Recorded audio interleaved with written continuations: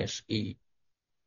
Ya, selama ini ada image seolah-olah mitra itu tidak diarahkan, dibiarkan. Nah, sehingga ini salah satu tools manajemen bagaimana kita bisa berkumpul, mengumpulkan mitra kita at least minimum 2 kali seminggu gitu.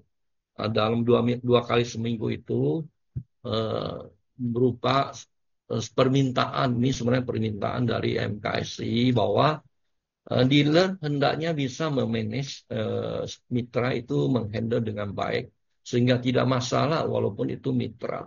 Ya, tidak problem, bukan dipermasalahkan mitranya, tapi bagaimana kita mengontrol, ya kan, mendisiplinkan baik secara aktivitas maupun administrasi sehingga mereka eh, tidak beda atau sama dengan ya walaupun sebenarnya tidak pernah ada yang digaji juga ya semua mitra istilahnya kalau benar digaji kan harus UMK jadi sebenarnya tidak ada gaji semua.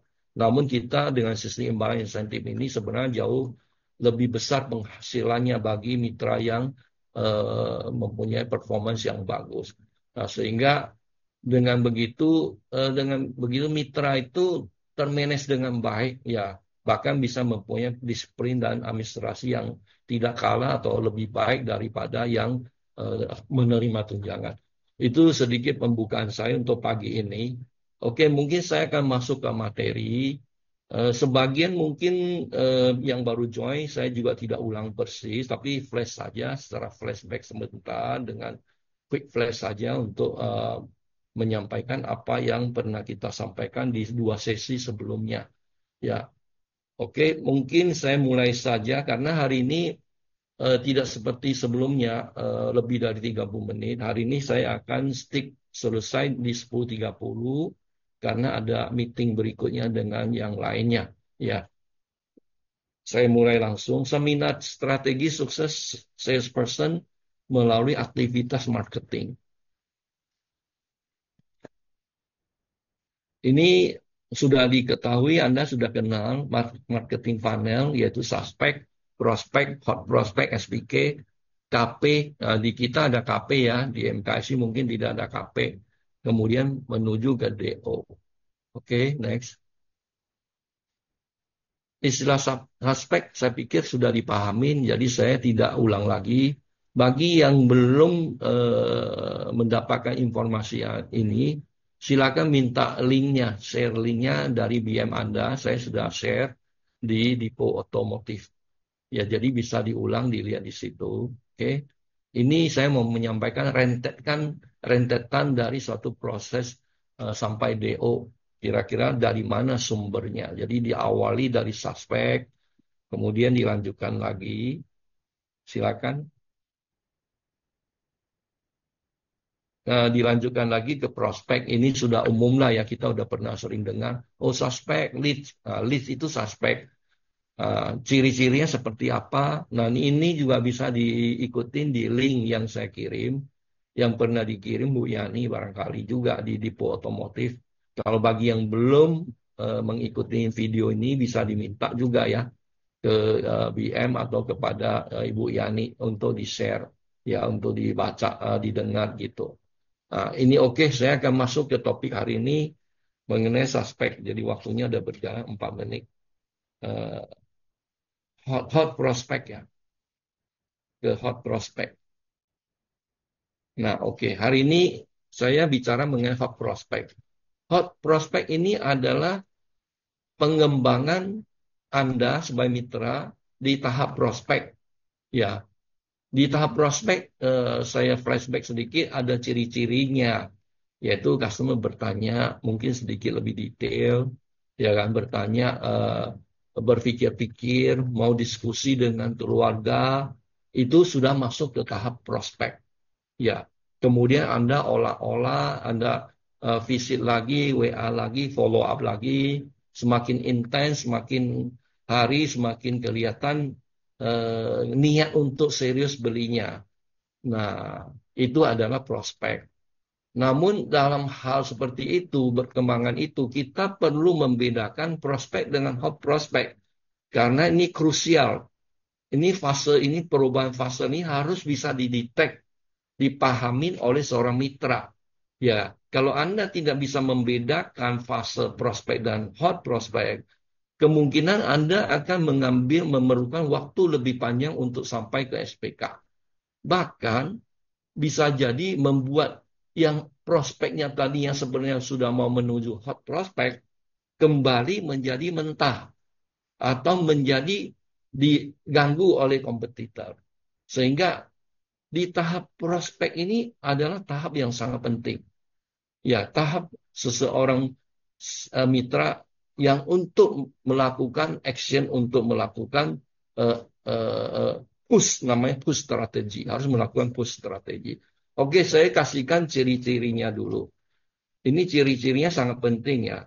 Bahwa seorang hot prospect atau seorang prospek yang sudah menuju di prospek itu menunjukkan ciri-ciri sikapnya aktif dan proaktif, minat terhadap produk.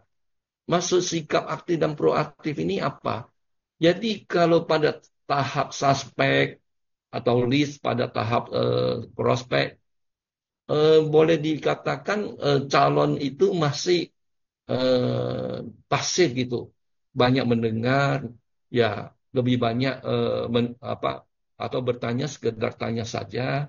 Tapi di tahap hot prospek, ciri-cirinya itu kebalikannya. Kalau di hot prospek, di prospek, barangkali mitra Anda lebih banyak berbicara, menjelaskan keunggulan-keunggulan produk, menjelaskan hal-hal yang kemungkinan bisa diarahkan ke menawarkan lah ya tambahan-tambahan atau info-info yang bisa membuat prospek itu tertarik menuju hot prospek di tahap seperti eh, menawarkan bagaimana kalau misalnya Bapak coba test drive dulu. Nah, mencoba menawarkan test drive itu juga di prospek. Tapi di tahap hot prospek, salah satu contohnya, dia balik mengatakan, ya waktu itu kamu bilang bisa test drive. Ya, boleh nggak ya kapan saya bisa test drive? Nah, itu udah hot prospek. Jadi waktu kapan hari di tahap prospek kita bicara, Pak nanti kalau mau test drive bisa Pak kita atur. Oh ya, nggak apa-apa nanti aja. Nah, di tahap hot prospek, kebalikannya dia yang aktif menanyakan kembali. Ya, itu hari ada tawaran test drive, itu bagaimana dan kapan bisa dilakukan. Itu ciri hot prospek. Jadi customer udah aktif, ya proaktif. Proaktif itu dia sendiri yang berbicara mengenai, bertanya mengenai eh, kapan atau kapan bisa menanya kapan bisa kirim mobil atau menanyakan kalau di kompetitor ini begini kalau kita begini bagaimana. Jadi istilahnya berubah dari tadinya kita yang banyak bicara, banyak bergerak, apa mereka sekarang ini calon prospek itu menjadi hot prospek itu menjadi dia yang lebih banyak bertanya kepada kita. Dia lebih banyak ingin mengetahui hal-hal yang lebih detail. Sehingga ciri-cirinya itu adalah menanyakan sangat detail. Jadi sebelumnya mungkin tanya, ya walaupun sedikit detail, tapi di tahap ini hot prospek itu bertanya mengenai produk itu sudah sangat detail. Yaitu dia tanya diskonnya bisa tambah nggak? Ya, nah, kemarin kan udah ini kami ada diskon 5 juta.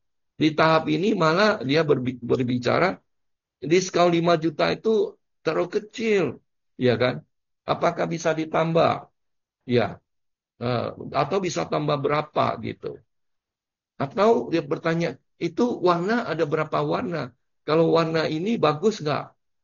Nah, itu dia udah mulai ingin tahu lebih jauh mengenai sesuatu. Artinya dia sebenarnya sudah mulai ingin beli, ya kan? Warna mana yang paling laku gitu? Nah, contoh. Kapan bisa terima barang kalau saya misalnya pesan sekarang?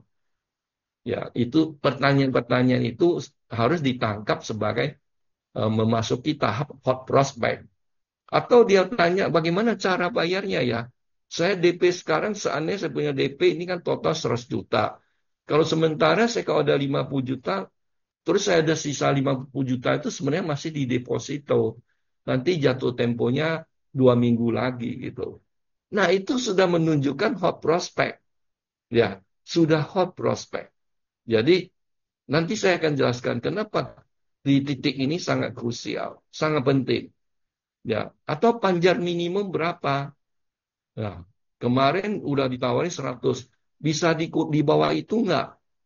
Nah, berapa? 75 juta bisa nggak? Nah, itu contoh yang sangat penting buat kita tangkap. Perincian cicilannya bagaimana? Berapa tahun? Ya, ini 3 tahun. Bisa nggak? Saya seandainya 2 tahun saja. Oh, itu lebih bagus lagi. Misalnya, maksudnya dia berarti kemampuan keuangannya tidak masalah. Kecuali dia mengatakan bisa nggak 6 tahun. Itu kemungkinan sedikit mundur lagi menjadi prospek karena bisa jadi kemampuan keuangannya tidak cukup. Atau dia tanya, kalau beli mobil ini ada bonus, biasa kan ada bonus kita kalau beli ini kan dapat hadiah ini itu, dapat tambahan ini itu. Ini semua adalah ciri-ciri yang sangat penting untuk ditangkap. Ya, jangan kelewat sama seorang mitra. Meminta test drive ulang. Nah, kemarin bicara test drive, ini dia minta test drive. Atau sebenarnya sebelumnya dia udah test drive. Ini saya boleh test drive sekali lagi nggak? Oh, boleh sekali, Pak. Boleh banget. Ya, itu adalah hot prospect. Artinya dia ingin, mungkin ada di test drive sebelum itu ada sesuatu yang dia ingin pastiin itu, lebih yakinkan. Nah, sehingga dia ingin coba sekali lagi. Ini hot prospect. Ya, dia ada sesuatu yang mau prospek yakini. Nah, ini ciri-cirinya apabila muncul, ya, seorang mitra harus bisa menangkap dan mengambil action, yaitu di penjabarannya. Penjabarannya apa? Penjabaran ini Anda memahami bahwa ini saat ini sudah masuki tahap menuju mau SPK. Ya, ini adalah ciri-ciri customer sudah mau SPK. Sehingga Anda harus memasuki push strategi. Push strategi adalah berani keluarkan SPK sambil berbicara. Ya, sambil berbicara. Jadi kalau kemarin itu pernah saya bicara trial push. Kalau trial push itu Anda belum keluarkan SPK, ya kan? Masih ditulis-tulis di kertas biasa. Ya, sambil coba keluarkan SPK, itu sambil coba-coba, ya kan? Tapi kalau di sini jangan sungkan lagi, hati-hati. Jangan low profile nanti kalau Bapak mau beli info lagi, itu udah salah. Ya, apabila di tahap ini Anda sebagai mitra mengatakan, ya Pak, ini semua sih sudah bagus. Nanti kalau Bapak mau beli atau masih mau pikir lagi, jangan lupa segera hubungi saya. Itu ungkapan yang fatal. Ya, artinya Anda tidak memahami fase hot prospect. Ungkapan tersebut sangat fatal. Kenapa? Akan membuat customer mundur balik. Tadinya sebenarnya dia sudah punya keinginan, tapi Anda tarik dia ke depan lagi, ke belakang lagi supaya dia berpikir lagi. Itu adalah suatu ungkapan yang salah, ya. Jadi hati-hati di fase ini, jangan sungkan, ya, sambil bicara keluarkan SPK, ya kan, sambil untuk diisi namanya, sambil bicara, oh ya Pak, nah, kalau mengenai warna di kolom ini kami sudah siapkan. Kalau warna yang paling, nah ini juga hati-hati juga mengenai warna. Warna yang paling laku apa? Misalnya untuk Esfos saat ini, ya, dia minatnya Esfos DS, ya, tipe DS, ya, DS. Terus dia tanya, warna yang paling laku apa? Terus you jawab, kalau paling laku itu putih dan hitam misalnya. Hati-hati. Ya, seorang salesman atau seorang mitra kan ingin cepat menjual. Ingin segera bisa dapat insentif. Ingin DO secepatnya. Ketika Anda mengatakan putih dan hitam, itu akan menjadi hambatan buat Anda. Dalam keadaan normal, oke. Jadi seorang mitra seperti sebelumnya saya sampaikan, sebelum Anda bertemu dengan salesman, Anda harus punya persiapan. Termasuk stok apa yang paling cepat bisa disediakan oleh Dipo, oleh kita. Terus you cek. Untuk dia ini hot prospeknya untuk DS. Tipe DS, expose DS. Terus you cek, yang ada tinggal warna apa? Abu tua dan gold. Coba you cek. Ya, nggak tahu kalau di hampir cabang atau di mana. Ibaratnya yang tersisa, ya kemungkinan hanya ada di abu dan gold. Ketika customer bertanya pertanyaan seperti itu, ya karena you hanya ada abu dan gold, berarti kan kamu ingin coba mengarahkan supaya dia pilih abu. Ya, sehingga kalau dia pertanyaannya, warna mana yang paling bagus? Sebenarnya warna tidak ada yang paling bagus sebenarnya. Tapi jawabnya begini.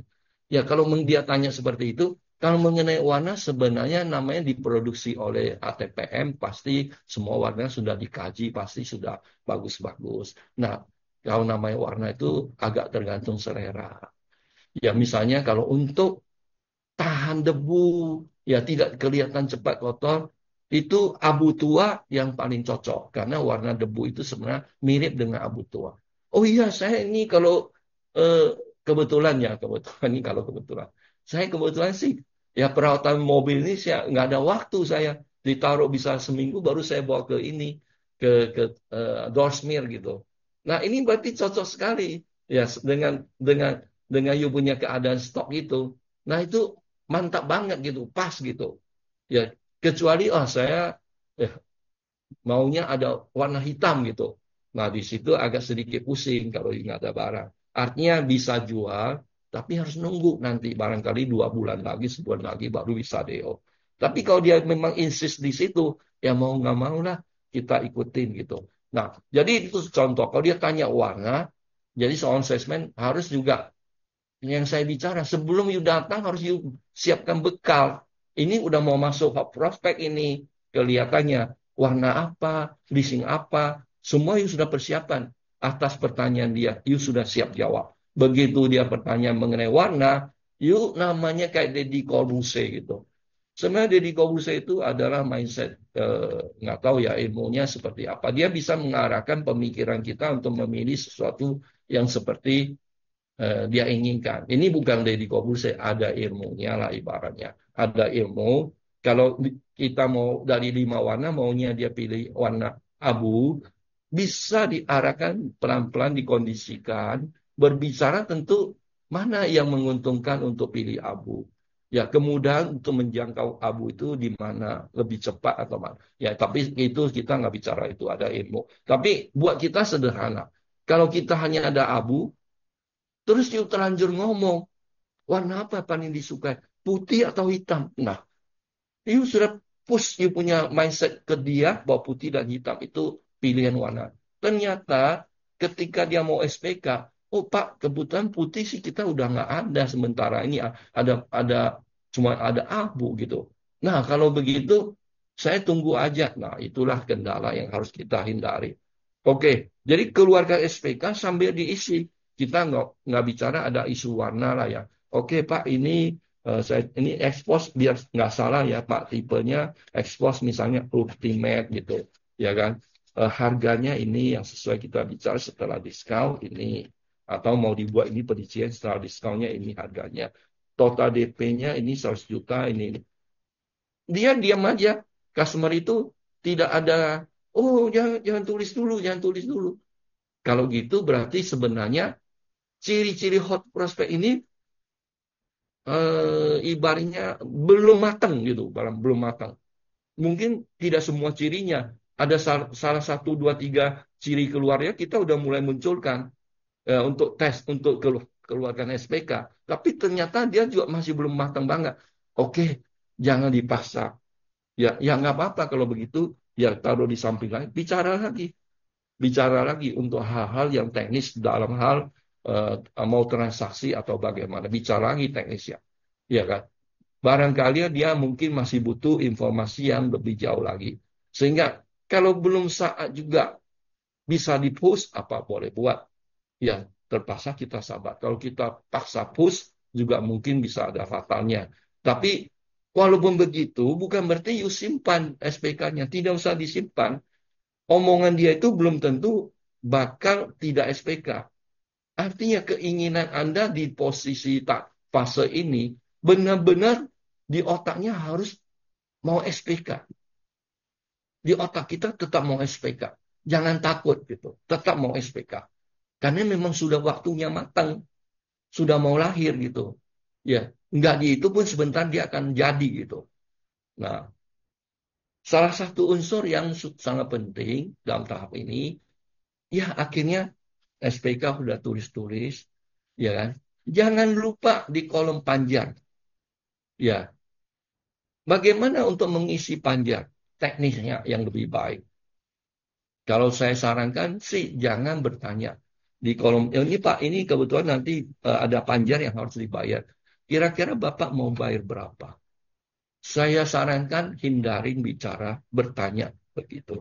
Ketika sampai di kolom panjar, oh ya Pak, ini dengan setelah ini ada panjar yang harus dibayar. Harus ada pembayaran, ada kolom pembayaran panjar. Biasanya minimum kita 5 juta gitu. Ya.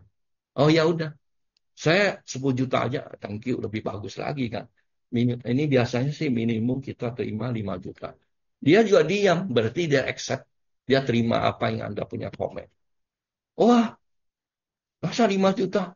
Ya biasa, ala kadarnya 2 juta, 1 juta. Ya nggak apa-apa, Pak. Kalau memang mau 2 juta juga oke. Saya ini sih kita bilang 5 juta. Itu umumnya. Toh nanti juga Bapak bakal bayar sampai 100 juta. Ya terima juga 2 jutanya gitu.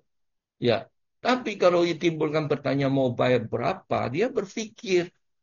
Jangan kasih dia berpikir bayar berapa. Ketika dia mau berpikir, pikirannya kalau dia bilang 3 juta mending. Pikir-pikirnya nanti, ya sementara nggak usah panjar dulu lah. You kasih dia pikir. Ya, saya tekan SPK aja dulu, nggak usah panjang. Karena you kasih dia pikir. Tapi kalau namanya sugesti Anda mengatakan, biasanya 5 juta, ya, oh oke, dia ikut. Atau dia masa 5 juta, 2 juta, ini masih dapat 2 juta. Tapi kalau dikasih pikir, mungkin belum tentu dia kasih panjang. Nah, jadi kenapa saya bicara gitu? Ini karena titik apa krusial nih di fase ini benar-benar ya harus jangan dilewatin, dilewatin, jangan kelewat gitu di momen ini. Jadi kalau namanya SPK, oke dia sudah taken, kurang sempurna kalau tidak ada panjang. Jadi selalu saya suka berbicara, bertanya. Ya, kalau sudah terima panjar, pasti saya tanya, panjarnya berapa? Kalau ibu pulang, waktu saya jadi BM, panjar berapa? Kalau panjar 500, ya was-was lah. Ya, mungkin bisa disalib, mungkin bisa dibatalin, atau langus, dan segala macam. Semakin besar panjar, semakin aman Anda punya SPK. Artinya kalau ada sesuatu, dia tiba-tiba ada kompetitor masuk. Dia nggak segampang itu tinggalin 500 ribu, gampang. Tapi kalau dia udah kasih 10 juta, dia akan call back. Ya, saya ditawarin loh, ini dikasih diskonnya tadi kan 5 juta. Dia kasih 7 loh, Pak. Oh, begitu, Pak. Oh, baik, Pak, saya coba cek atasan. Bisa-bisa dia cuma ngeberapa atau gimana. Tapi anyway, saya akan tanya. Ya, bicarakan, tanya. Dia akan tetap kembali menanyakan kita. Tapi kalau 500 ribu, musuh pintar. 500 ribu ngangusin aja, Pak. Saya kasih 10 juta aja diskon. Ya dengar gitu, kalau pas sekarang putusin, saya kasih diskon 10 juta. Dia kasih 10 juta. Ya kan? Dikasih diskon 10 juta. Dikasih lagi panjar sana 5 juta. 500 ribunya ya angus saja. Ya, dia cari alasan, inilah itulah pas sementara saya tunda, nggak apa-apa lah DP yang panja itu angus saja. Jadi penting sekali untuk mendapatkan panjar yang cukup, nilainya cukup minimum, ya jangan sampai 501 juta kalau terpaksa. Tapi kalau bisa ya 5-10 juta itu lebih baik, lebih aman. Itu kira-kira. Jadi fase hot prospect ini jangan malu-malu. Ya kan? Di awal suspek kalau you melakukan gini, salah besar. Ya, sorry. Kalau dia di tahap suspek, you lakukan itu salah fatal. Karena konsumen, calon itu kemungkinan langsung kabur. Tapi di tahap ini juga jangan sebaliknya, malu-malu, sungkan-sungkan untuk minta dia SPK. Harus aktif gitu, push. Ya, saya masih ada 5 menit. Nah, itu kira-kira. Nah, tentunya sebagai bagian dari ATPM, setelah terima SPK atau setelah proses di hot hot prospect ini, apakah berhasil terima panjar, berhasil SPK atau tidak. Kalau misalnya masih belum berhasil sampai SPK, pun dia sudah masuk hot prospect. Nah, Anda jangan lupa mengupload atau mengisi ya kan laporannya ke MMKSI, yaitu tipe kendaraannya apa, warnanya apa, harganya berapa, rencana pembeliannya apa, bagaimana, kapan gitu.